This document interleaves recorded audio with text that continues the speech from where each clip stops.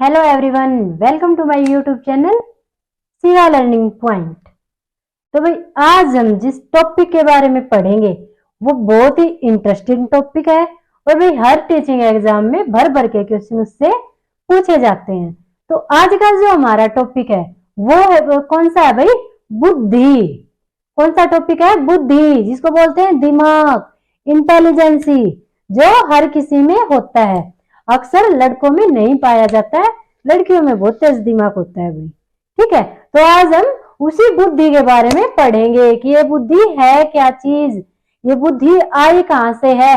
किसी में इतनी थोड़ी बुद्धि है, किसी में इतनी ज्यादा बुद्धि है, किसी में इतनी पतली बुद्धि है, किसी में इतनी मोटी बुद्धि है। तो ये बुद्धि होती क्या है और ये आई कहां से है? ठीक है भाई, सबसे पहले हम ये जानते हैं कि बुद्धि भाई होती क्या है। बुद्धि वैसे तो अलग अलग मनोवैज्ञानिकों ने बहुत सारी परिभाषाएं दी हैं बुद्धि की, पर एक नॉर्मल वे में अगर हम बुद्धि को देखें कि भाई बुद्धि है क्या, तो बुद्धि क्या है? सोचने समझने की योग्यता ही बुद्धि है। कि जो हम सोच पा रहे हैं, चीजों को समझ पा रहे हैं। जैसे अब मैं आपको पढ़ा रही हूँ और आप वो चीजें समझ पा रहे हैं, तो किसके जरिए समझ पा रहे हैं? अपनी बुद्धि के जरिए समझ पा रहे हैं। अब मैं पढ़ा रही हूँ, मैं सोच सोच के पढ़ा रही हूँ कि मुझे क्या पढ़ाना है, तो मैं किसके थ्रू सोच रही हूँ? बुद्धि के थ्रू। तो इसकी फॉर्मल वे में ले तो बुद्धि क्या है भाई? जो हमारे सोचने समझने की योग्यता है वही बुद्धि है। अब हम इसकी परिभाषाएं देख लेते हैं जो बार बार सी टेट में और एच टेट में बार बार रिपीट हुई है, काफी महत्वपूर्ण है। तो सबसे पहले आता है टर्मन। टर्मन के अनुसार कई बार पूछा गया है कि जो टर्मन है वो बुद्धि को क्या मानते हैं, उनके नजरिए से बुद्धि क्या है।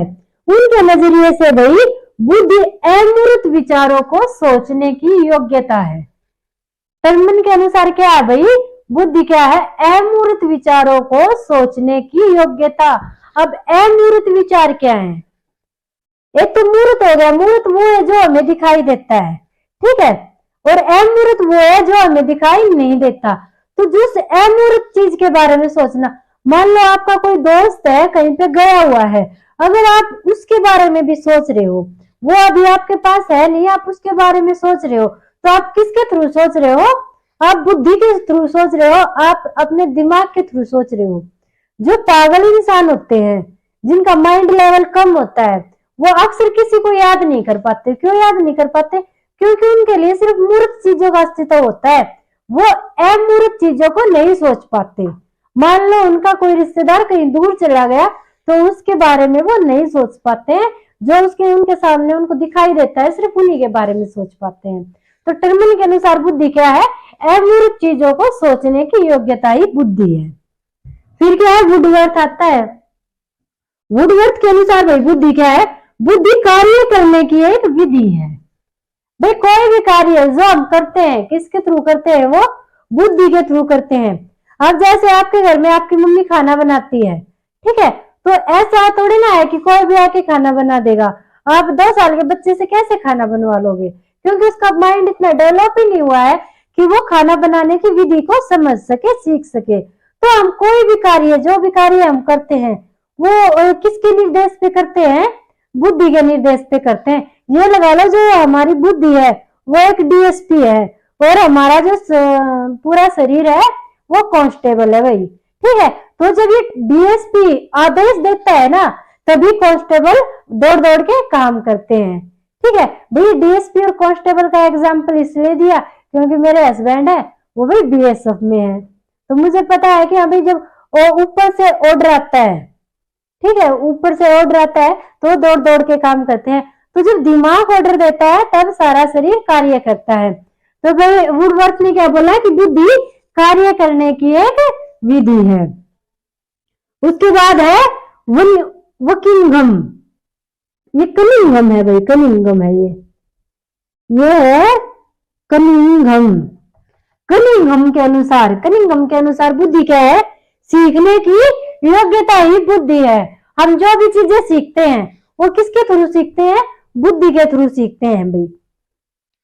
जिन बच्चों का माइंड सेट कम होता है, ठीक है, जिनमें दिमाग कम होता है, वो अक्सर चीजों को नहीं सीख पाते। वो ना पढ़ना सीख पाते हैं, ना अच्छे से खाना सीख पाते हैं, ना और कार्य करना सीख पाते हैं। तो जो सीखने की योग्यता है वो किसके द्वारा होती है? बुद्धि के द्वारा। हम कैसे सीख पाते हैं? अपनी बुद्धि के द्वारा सीख पाते हैं। ठीक है, जिसमें जितनी ज्यादा बुद्धि होगी वो उतना जल्दी चीजों को सीख पाएगा। आपने क्लास में भी देखा होगा, कोई जल्दी सीख जाता है तो कोई धीमे सीखता है, तो वो उनकी बुद्धि के अकॉर्डिंग सीखते हैं। किसी की बुद्धि तेज होती है तो किसी की मंद होती है। ठीक है भाई। उसके बाद आता है मन के अनुसार। मन की भी भाई कई बार एग्जाम में पूछी गई है मन की परिभाषा। तो नवीन परिस्थितियों को झेलने की जो मन की शक्ति है वही क्या है? बुद्धि है। अगर ट्रिक लगाना चाहो तो मन की शक्ति का सिद्धांत मन ने ही दिया है। मन ने ही अपने मन की शक्ति का सिद्धांत दे दिया। ठीक है, तो नवीन परिस्थितियों को झेलने की मतलब कि जो नई नई परिस्थितियां हमारे सामने आती हैं, एकदम से उभर के आती हैं, उनको झेलने की जो हमारी योग्यता है वो क्या कहलाती है? बुद्धि कहलाती है। बुद्धि के द्वारा ही हम नई नई परिस्थितियों का सामना कर पाते हैं। ठीक है भाई, ये थी परिभाषाएं, इंपॉर्टेंट परिभाषाएं जो कि बार बार एग्जाम में पूछी गई हैं। तो भाई ये रट लेना, और रटना नहीं है, सीखना है, समझना है। मैंने अच्छे से समझा दिया है, इनको समझ के याद कर लेना। ये बार बार पूछी जाती है। ट्रिक लगा लेना, जैसे कि मन की इसकी ट्रिक हो गई, इसने मन की शक्ति बोला है तो मन का हो गया। ठीक है, ऐसे वुडवर्थ है, वुडवर्थ का लगा लेना कि कार्य करने की जो विधि है। ठीक है, वुड से वुडवर्थ हो गया, और कार्य को क्या बोलते हैं? वर्क। तो वुड और वर्क, वुड और वर्क वैसे ही बना है ना। तो ऐसे आप ट्रिक लगा के याद कर लेना इनको। उसके बाद आता है बुद्धि के प्रकार, कि बुद्धि के प्रकार कौन कौन से हैं। भाई बुद्धि के प्रकार दिए किसने है? थॉर्नडाइक जी ने। किसने दिए बताए हैं बुद्धि के प्रकार? थॉर्नडाइक जी ने। और बुद्धि के कितने प्रकार बताए थॉर्नडाइक ने? 3 प्रकार बताए हैं। मूर्त बुद्धि, अमूर्त बुद्धि और सामाजिक बुद्धि। अगर एग्जामिनर इस टाइप से क्वेश्चन देता है कि भाई जो बुद्धि के सिद्धांत बुद्धि के प्रकार किसने दिए, तो किसने दिए? थॉर्नडाइक ने दिए। कितने प्रकार दिए? 3 दिए, मूर्त बुद्धि, अमूर्त बुद्धि और सामाजिक बुद्धि। ठीक है, अब इनके बारे में देखते हैं। मूर्त बुद्धि क्या होता है भाई? इसे गामक या यांत्रिक बुद्धि भी कहते हैं। यांत्रिक बुद्धि क्यों कहते हैं? क्योंकि यंत्रों से जुड़ी होती है, इसलिए इसको यांत्रिक बुद्धि भी कहते हैं। इसका संबंध मशीनों से होता है। देखो अभी बताया ना, यांत्रिक बुद्धि, यांत्रिक का मतलब यंत्र। यंत्र कहाँ पे यूज होता है? मशीनों में। ठीक है, तो इसका संबंध किससे होता है? मशीनों से होता है। तो ये किन में पाई जाती है? जैसे कि कारीगर हो गए, इंजीनियर हो गए। ठीक है, इनमें किस टाइप की बुद्धि पाई जाएगी? इनमें मूर्त बुद्धि पाई जाएगी।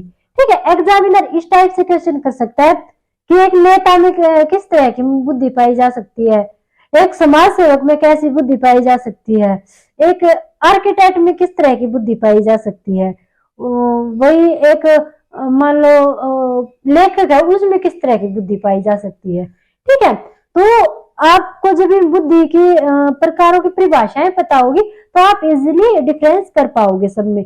तो मूर्त बुद्धि, जो चीज हम देख सकते हैं, छू सकते हैं, ठीक है, उनका उपयोग किया जाता है। जैसे कि भी मशीनों का, पुर्जों का, ये सारे काम जहाँ पे किए जाते हैं वो मूर्त बुद्धि होती है।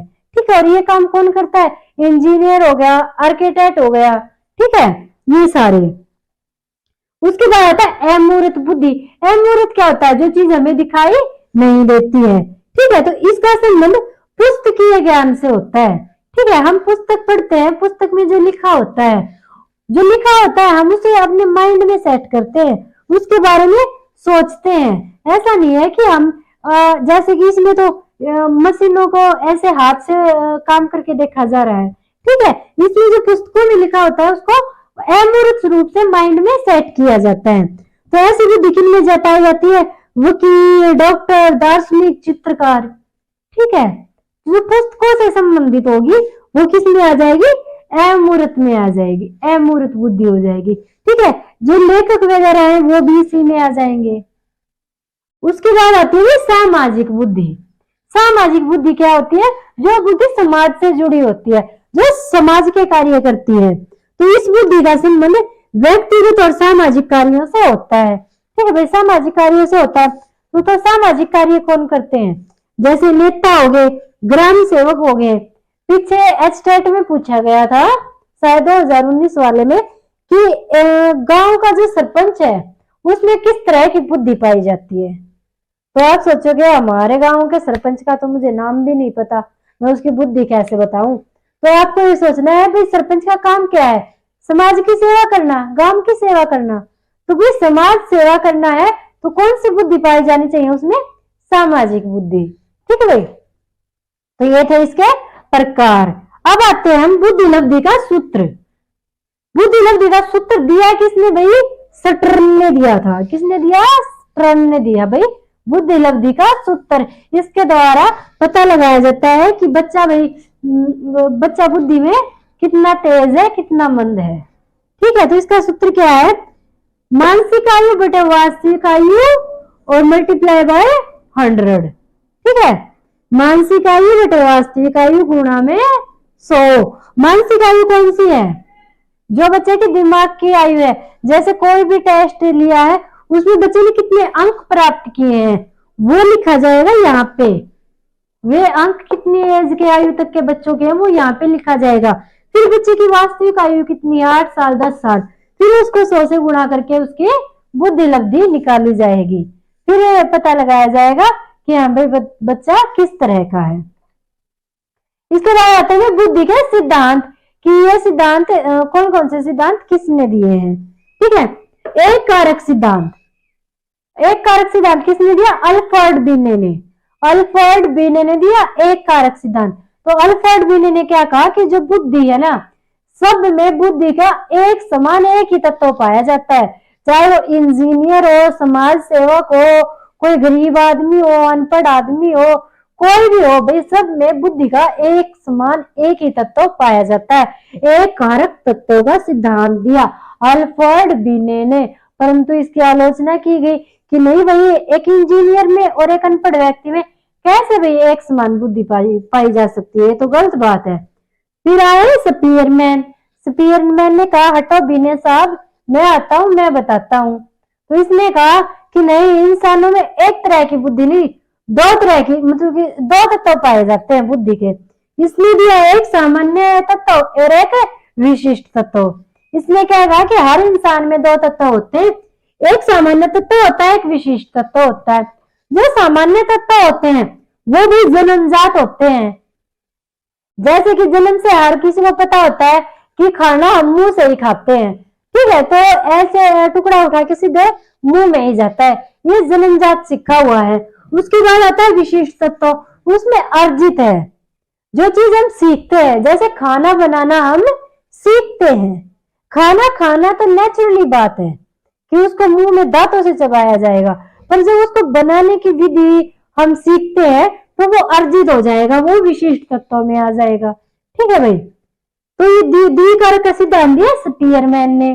फिर स्पीयरमैन साहब भी भाई अपने ही सिद्धांत से असंतुष्ट हुए और बोले नहीं, इंसान में दो तत्व नहीं 3 तत्व होते हैं बुद्धि में। तो इन्होंने दिया त्रितत्व का सिद्धांत। 2 तत्व से हटा के कितने तत्व बताए, त्रितत्व बताए। और किसने दिया, स्पीयरमैन ने। कंफ्यूजन होना है, द्वितत्व सिद्धांत भी और त्रितत्व सिद्धांत भी किसने दिए हैं, स्पीयरमैन ने दिए हैं। उसके बाद आता है बहुकारक सिद्धांत। बहुकारक सिद्धांत किसने दिया, थॉर्नडाइक ने दिया बहुकारक सिद्धांत। इसने क्या कहा कि भाई बुद्धि में 1 2 3 तत्व नहीं होते, बुद्धि में तो बहुत सारे तत्व होते हैं। इसने जो बुद्धि के तत्व है उनकी तुलना किससे की, बालू के ढेर से। बालू के ढेर में देखो भाई बालू के कितने कण होते हैं।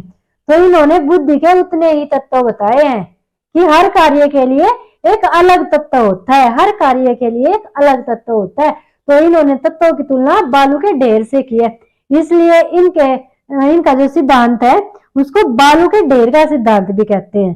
थॉर्नडाइक के बहुकारक सिद्धांत को बालू के ढेर का सिद्धांत भी कहते हैं और परमाणुवादी सिद्धांत भी कहते हैं। उसके बाद आता है भाई समूह कारक सिद्धांत। समूह कारक सिद्धांत दिया थर्स्टन ने। भाई इन्होंने क्या कहा कि बहुत सारे तत्व तो होते हैं, थॉर्नडाइक की बात तो मान ली, पर वो सारे समूह में रहते हैं। ठीक है, तो इन्होंने दिए समूह कारक सिद्धांत।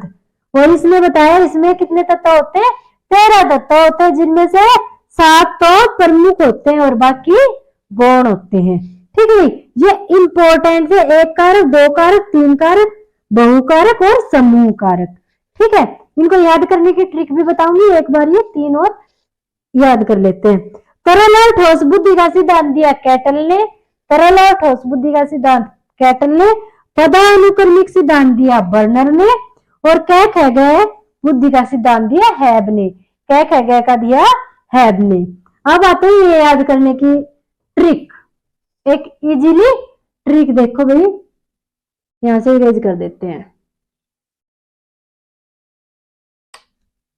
देखो भाई, एक, दो, तीन बहुएं बैठी